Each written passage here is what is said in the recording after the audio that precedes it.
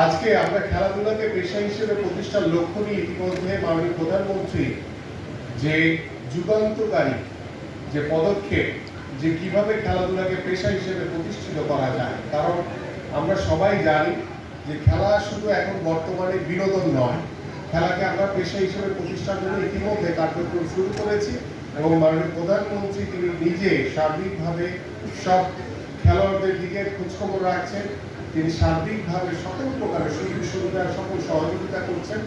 পাশাপাশি আমাদের নতুন করে স্পোর্টস হচ্ছে নতুন আরেকটি দিক, সেটি হচ্ছে যে আমরা 10 থেকে 14 বছরের বাচ্চাদের কিশোর কিশোরীদের অংশগ্রহণের মাধ্যমে আমরা নতুন করে স্পোর্টস প্রথম আসর ইতিমধ্যে শেষ করেছি এবং দ্বিতীয় আসরে কার্যক্রম ইতিমধ্যে আমাদের অনলাইন রেজিস্ট্রেশন কার্যক্রম চলমান রয়েছে। আপনারা সবাই জানেন যে আমাদের ইনশাআল্লাহ আমরা অক্টোবরে 3rd উইকে আমরা দ্বিতীয় আসর ইনশাআল্লাহ নতুন করে স্পোর্টস মাননীয় প্রধানমন্ত্রী তিনি সিলেট বিভাগ থেকে যেভাবে প্রথম আসর উদ্বোধন করেছেন, ঠিক সেইভাবে দ্বিতীয় আসর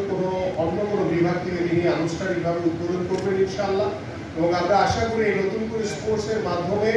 আমরা শুধু একটি সুস্থ জাতি গড়ে তুলব না, আমরা শুধু আমাদের সন্তানদেরকে ডিভাইসের হাত থেকে দূরে রাখবো না, আমরা সর্বোপরি একটি মাদক মুক্ত সমাজ করতে পারবো। এবং সেই মাদক মুক্ত সমাজ গড়ার জন্য আমাদের বর্তমান সরকার, আমাদের মঞ্চে যারা রয়েছেন প্রত্যেকেই আমরা দৃঢ়ভাবে বদ্ধপরিকর এবং আমরা চাই এই খেলাধুলার মাধ্যমে আমাদের পারিবারিক, আমাদের সামাজিক এবং সর্বোপরি আমাদের রাষ্ট্রের একটি গুণগত পরিবর্তন আমরা নিশ্চিত করতে চাই। এবং সেই গুণগত পরিবর্তন নিশ্চিতের মাধ্যমে আমরা আশা করি যে রাজনৈতিক সকল প্রতিহিংসা দূরে ঠেলে দিয়ে আমরা একটি সুস্থ ধারার রাজনৈতিক পরিবেশ, একটি সহনশীল পরিবেশ আমরা তৈরি করতে চাই, যাতে বাংলাদেশ যাতে আর গণতন্ত্র থেকে যাতে দূরে সরে না যায়, আমরা যাতে গণতন্ত্রের পথে এগিয়ে যেতে পারি, আমরা যাতে বাক স্বাধীনতা নিশ্চিত করতে পারি, আমরা যাতে সাহস করে সত্য কথা বলতে পারি। এবং পাশাপাশি আমি নতুন করে স্পোর্টসে যারা পুরস্কৃত হয়েছে তাদের জন্য আরো ভালো কিছু অপেক্ষা করছে। এই কারণে একটু আগে আমি ডিসি সাহেবের সাথে কথা বলছিলাম যে নতুন করে স্পোর্টসে যারা পুরস্কৃত হয়েছে তাদেরকে আমরা বিকেএসপিতে 2 মাসের ট্রেনিং করিয়ে এর মধ্য থেকে আমরা বাছাই করে যারা প্রতিভাবান